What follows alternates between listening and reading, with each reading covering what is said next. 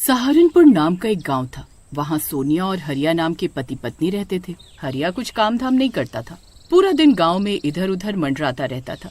वो दोनों गांव में ही किराए के मकान में रहते थे। अरे हरिया भाई, अब तो 3 साल होने वाले हैं। अरे मेरा किराया दो, वरना मेरा घर खाली कर दो। अरे चल जा यहाँ से, अभी हमारे पास पैसे नहीं हैं, जब होंगे तब दे देंगे।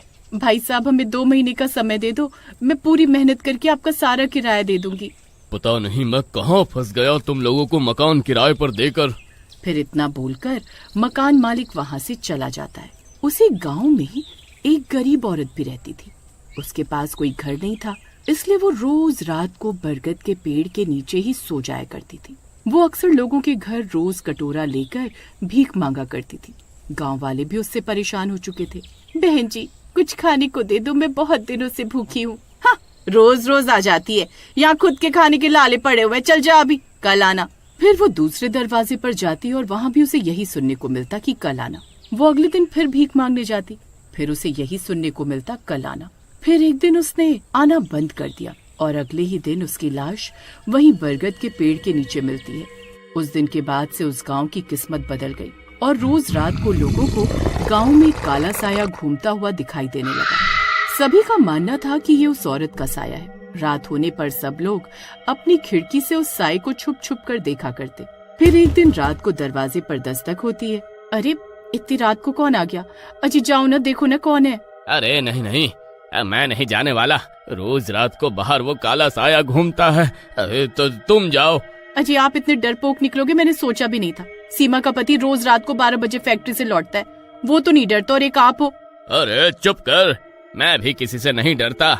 वो तो मैं बस मजाक कर रहा था। अरे क्या मुसीबत है यार, अरे ये कहाँ फंस गया मैं। हे भगवान, रक्षा करना। फिर जैसे ही हरिया दरवाजा खोलता है तो उसके होश उड़ जाते हैं। दरवाजे पर चुड़ैल कटोरा लेकर खड़ी होती है। अरे मर गए रे चुड़ैल, अरे अब क्या करूं? अगर मैं हिला तो ये मुझे खा जाएगी। तभी सोनिया झांक कर देखती है तो उसे भी वो चुड़ैल दिखाई देती है। वो पहचान जाती है कि ये वही भीख मांगने वाली औरत है। सोनिया भागकर हरिया के पास जाती है। अरे चुड़ैल, जाओ यहाँ से, कल आना। फिर जैसे ही सोनिया उसे कल आना बोलती है, वो चुड़ैल वहाँ से चली जाती है और साथ वाले घर का दरवाजा खटखटाने लगती है। अरे इतनी रात गए, कौन है? फिर रोहन दरवाजा खोलने जाता है। दरवाजा खोलते ही बाहर चुड़ैल खड़ी होती है। चुड़ैल, अरे ये चुड़ैल कहाँ से आ गई? तभी वो चुड़ैल उसकी गर्दन पकड़ लेती है और उसे ऊपर हवा में उठा देती है। अरे मर गया रे, अरे मुझे बहुत भूख लगी है, मुझे भीख दे। फिर चुड़ैल रोहन का गला दबाकर उसे मार डालती है और उसे घसीटते हुए अपने साथ ले जाती है। फिर अगले दिन सुबह होते ही उस चुड़ैल के बारे में सब गांव वाले बात कर रहे होते हैं। अरे ये गांव पर बहुत बड़ी मुसीबत आन पड़ी है, किसी के पास कोई तरकीब है तो बताओ, नहीं तो चुड़ैल रोज किसी न किसी को मार डालेगी। मुखिया जी, ये वही भिखारिन है जो गांव में भीख मांगा करती थी। किसी ने उसे खाना नहीं दिया, इसीलिए वो चुड़ैल बनकर अब गांव वालों को खा खा कर अपनी भूख मिटा रही है। अरे भाई, मैं तो कहता हूँ हमें यह गांव खाली करके चले जाना चाहिए, नहीं तो कोई नहीं बचेगा। अरे लेकिन हम अपने पशु और खेती को छोड़कर कैसे जा सकते हैं? सारी फसलें बर्बाद हो जाएंगी। किसी को कहीं जाने की जरूरत नहीं है, मेरे पास एक तरकीब है उस चुड़ैल से निपटने की। अगर हम अपने घरों की दीवारों पर चुड़ैल कल आना लिख देंगे तो वो चली जाएगी। फिर सोनिया की बात मानकर सब गांव वाले अपनी अपनी दीवारों पर चुड़ैल कल आना लिख देते हैं। फिर रात होते ही वो चुड़ैल गांव में आती है। वो पहले दरवाजे पर भीख मांगने जाती है, वहाँ लिखा होता है कल आना। वो पढ़कर चुड़ैल आगे बढ़ जाती है। इसी तरह गांव वाले उस रात उस चुड़ैल को बेवकूफ बनाते हैं। ये सब हरिया का मकान मालिक सामने वाले घर से देख रहा होता है। यही सही मौका है इन दोनों को मजा चखाने का। फिर अगले दिन रात होती है। वो हरिया के घर के बाहर जाकर चुड़ैल का लाना को मिटाने लगता है। हरिया और सोनिया खिड़की से सब देख रहे होते हैं। अरे नास मिटे, अरे अरे ये क्या कर रहा है? अरे हमें मरवाना चाहता है क्या? तुम दोनों ने मुझे बहुत परेशान किया है। इतने महीनों से अपना किराया मांगते मांगते मेरी चप्पल घिस गई। यही सही मौका है अपना मकान खाली करवाने। अरे भाई साहब, उसे मत मिटाओ, वो चुड़ैल आती होगी, वो हमें मार डालेगी। मकान मालिक तेजी से लिखा हुआ सब मिटा देता है। अरे कमबख्त, अगर मैं आज रात बच गया ना तो तुझे जिंदा नहीं छोड़ूंगा। हाँ।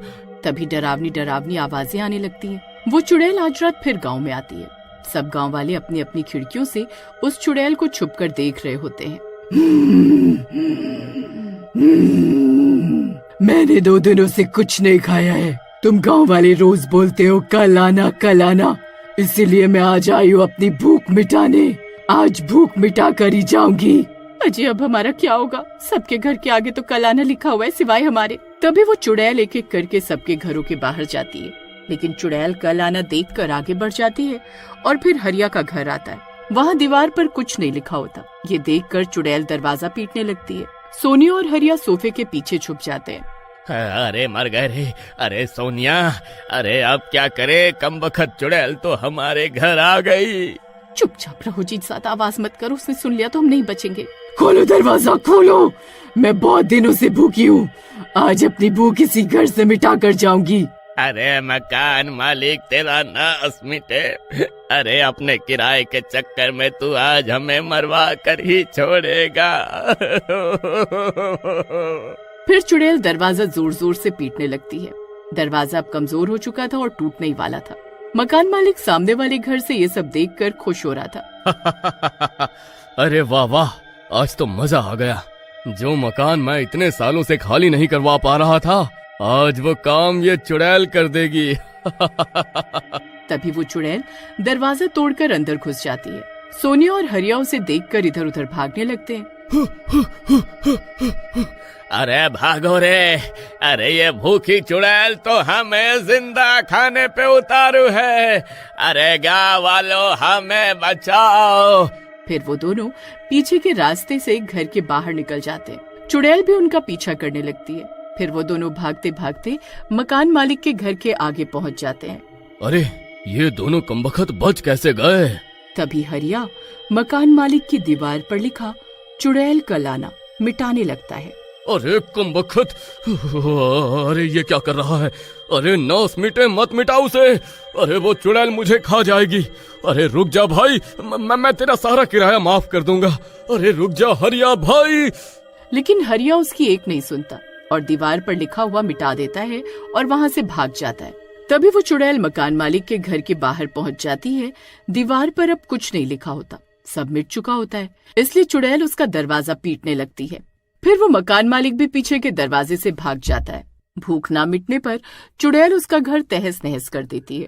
फिर वो मकान मालिक सबके घरों की दीवारों से नाम मिटाना शुरू कर देता है। अरे कमबख्त बूढ़े, अरे यह क्या कर रहा है? अरे हमें मरवाना चाहता है। मकान मालिक किसी की एक नहीं सुनता और एक एक करके सबके घरों की दीवारों से लिखा हुआ मिटा देता है। सब गांव वाले अपना अपना घर छोड़कर भागने लगते हैं। अरे भागो रे भागो, अब यह चुड़ैल सच्चाई जान चुकी है, अब कोई नहीं बचेगा। अरे नास मिटे बूढ़े, ये सब तेरी वजह से हुआ है। तूने ही घरों की दीवारों से नाम मिटाया है। चुड़ैल पूरे गांव में तबाही मचाती है, घर तोड़ती है, दरवाजे उखाड़ती है और जोर जोर से गुर्राती है। तुम सब ने मुझे बेवकूफ बनाया, आज मैं किसी को नहीं छोड़ूंगी। गांव के लोग डर कर भागने लगते हैं। हरिया और सोनिया भी भागते भागते गांव के मंदिर की तरफ पहुंचते हैं। वहां पर पुजारी खड़ा होता है। रुको, ये चुड़ैल तब तक शांत नहीं होगी जब तक इसका पेट नहीं भरेगा।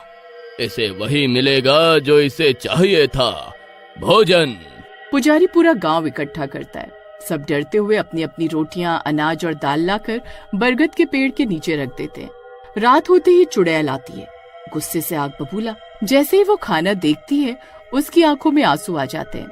वो धीरे धीरे इंसानी रूप में बदलने लगती है। मुझे बस 2 वक्त की रोटी चाहिए थी, तुम सब ने मुझे ठुकराया, इसलिए मैं चुड़ैल बन गई। वो खाना खाती है और धीरे धीरे उसका काला साया मिटने लगता है। बरगद के पेड़ के नीचे सिर्फ उसकी चूड़ियां रह जाती हैं। गांव बच जाता है, लेकिन सबको सबक मिल जाता है। आज से कोई इस गांव में भूखा नहीं सोएगा।